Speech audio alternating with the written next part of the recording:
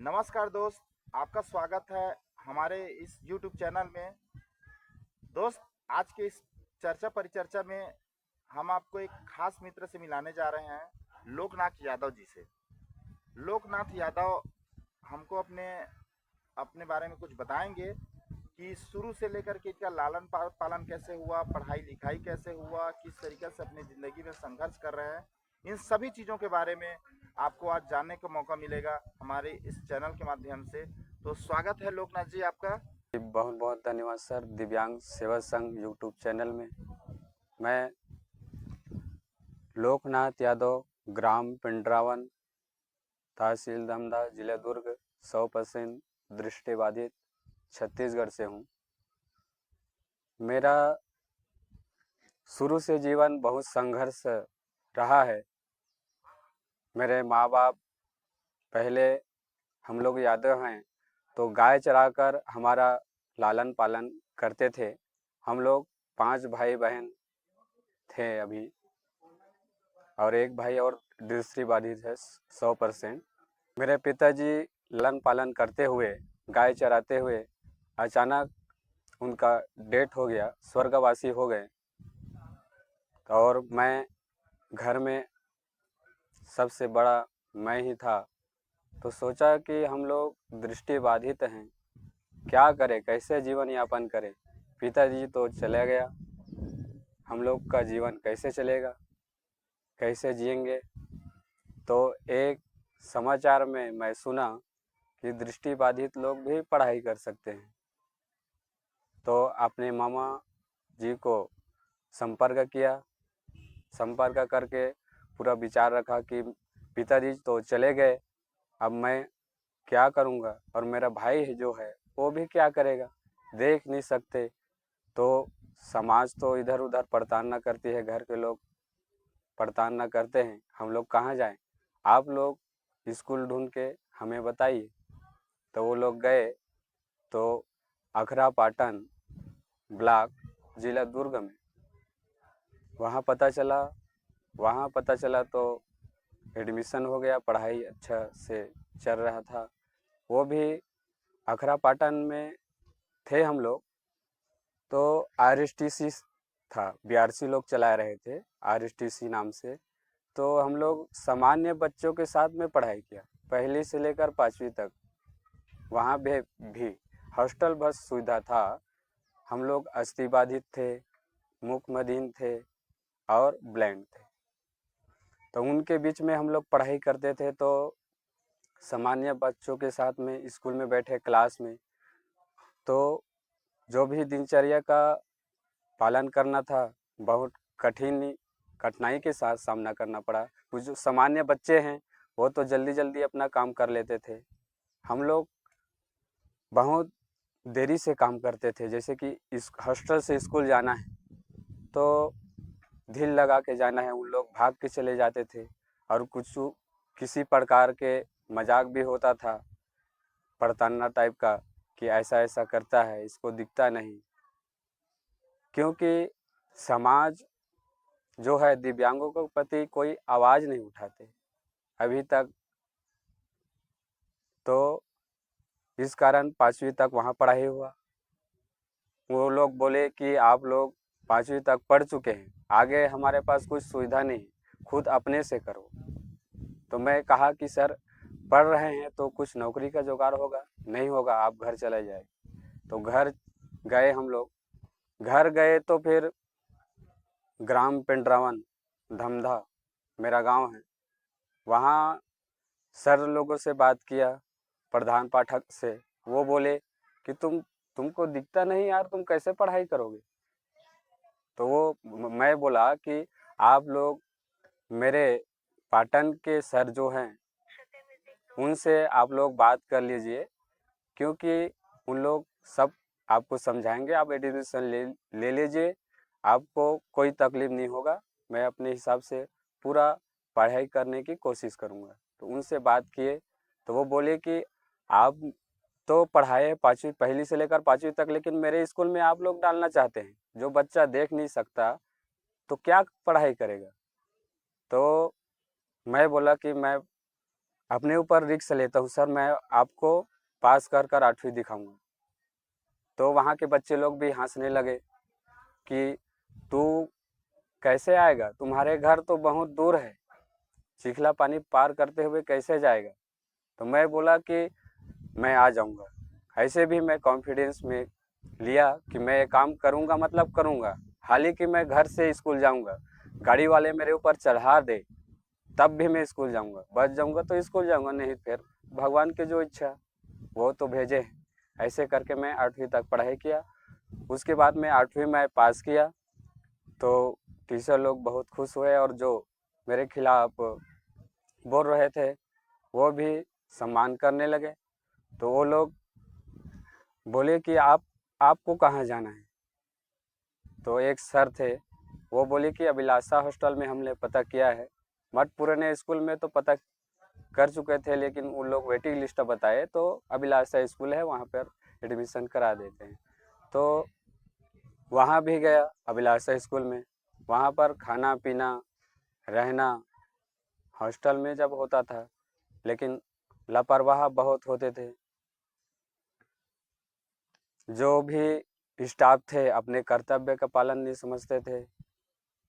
पढ़ाई का जो है, आपको पढ़ना है तो पढ़ो, नहीं पढ़ना है तो घूमो, खाना है तो खाओ, नहीं खाना है तो मत खाओ। जैसे कि हम लोग सब्जी जो बनाते हैं तो अच्छे से घर में बनाते हैं, वहाँ बनाते थे।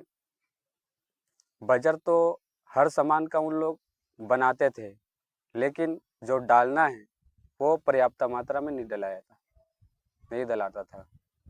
तो समाज कल्याण विभाग के भी साथीगण निरीक्षण में आते थे तो उन लोग के लिए बोल देते थे अच्छा हमारे स्कूल में खाना मिलता है, अच्छा होता है, ऐसे बोलना नहीं तो बाद में मार पड़ेगी। ऐसे ऐसे सब बातें रहती थी। तो वहाँ ठाकुर प्यारेलाल स्कूल में पढ़ाई किया करता था। अभिलाषा स्कूल में रहता था और ठाकुर प्यारेलाल स्कूल है। वो भी सामान्य स्कूल है, हाँ, सामान्य बच्चों सामान्य बच्चों का स्कूल है सर। अच्छा, तो वाह आप पहली से लेकर जो 5वीं 10वीं तक पढ़ाई किए हैं, जी। सभी सामान्य बच्चे वाले स्कूल में पढ़ाई किए हैं? हाँ, क्योंकि ब्लाइंडों का कोई सुविधा नहीं है, इसी कारण सामान्य बच्चों के साथ पढ़ना पड़ा। स्पेशल स्कूल नहीं है, इसी कारण है करके बोल देते थे, लेकिन हॉस्टल में भी अच्छे से व्यवस्था नहीं रहता था। तो ठाकुर प्यारेलाल में 9वीं से लेकर 10वीं तक पढ़ाई किया। वो भी अपने घर से फीस वगैरह, कपड़ा लत्ता अपना व्यवस्था खुद करना पड़ता था, बस वहाँ रहना भर था। रहना और खाना, खाना भी अभी भी ठीक नहीं रहता कभी भी। अभी भी कोई स्कूल में सुनाई देता है, कोई हॉस्टल में, कि वैसे ही दिनचर्या, कोई आवाज़ नहीं उठाते हम पर सर। ये रहा मेरा पढ़ाई का दिनचर्या। आगे पढ़ाई करने के लिए आशा थी, लेकिन अच्छा ब्लाइंड स्कूल नहीं मिलने के कारण, सपोर्ट के कारण कुछ घर में भी व्यवधान आ गया। इसी कारण मेरा पढ़ाई रुक गया और शासन को भी पत्र लिखा था कि आगे पढ़ाई करना है मुझे। मुख्यमंत्री पहले था डॉक्टर रमन सिंह और प्रधानमंत्री था नरेंद्र मोदी, उनके पास भी लेटर गया तो वो लोग बोले कि आपका पढ़ाई के लिए व्यवस्था करते हैं। अभी तक पढ़ाई के लिए व्यवस्था नहीं किया तो फिर दिव्यांग के लिए मैं कुछ रोजगार हो जाए सभी दिव्यांग भाई बहनों के लिए, ऐसे लेटर लगाया था। उसका भी कार्यवाही आ गया है कि मुख्य सचिव कार्यालय करेंगे, वो भी कुछ नहीं हो रहा है अभी तक। तो सुनने में समाचार सुन रहा था तो मेन ड्राइव से लेकर जय स्तंभ चौक में पैदल मार्च कर रहे हैं हमारे दिव्यांग सेवा संघ छत्तीसगढ़ के भाई बहन।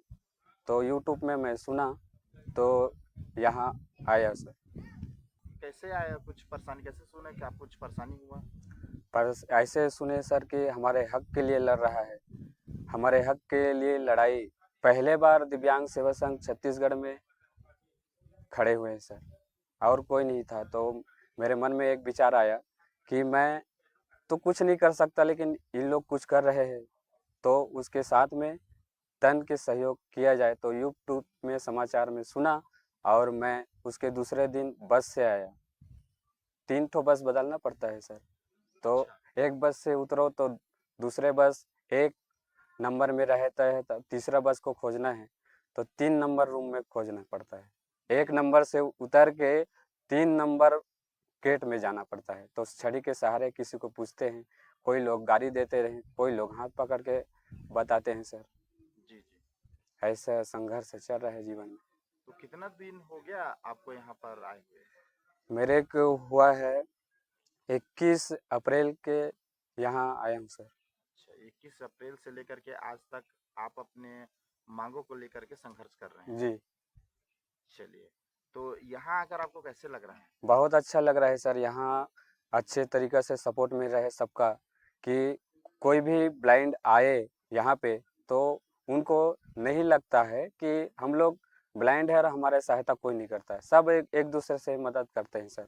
मुखमधिन भी है, अस्थिबाधित भी है, ब्लाइंड भी है, हर एक प्रकार के दिव्यांग भी है सर। ये सभी का सहयोग मिल रहा है सर। चलिए, तो कब तक रहने का सोचे हैं यहाँ? यहाँ सोचे हैं सर कि जब तक हमारा मांग पूरा ना हो हम यहीं डटे रहेंगे सर। और शासन प्रशासन तक हम अपनी आवाज़ पहुंचाते रहेंगे और अपने योगदान देते रहेंगे सर। जी, बहुत-बहुत धन्यवाद लोकनाथ जी, आपने अपने बारे में विचार प्रस्तुत किया और उन साथियों के लिए कुछ संदेश देना चाहेंगे जो आज भी घर में बैठकर के इस वीडियो को देख रहे हैं, उन लोगों के लिए कुछ संदेश हो तो आप ज़रूर उनको संदेश देंगे सर।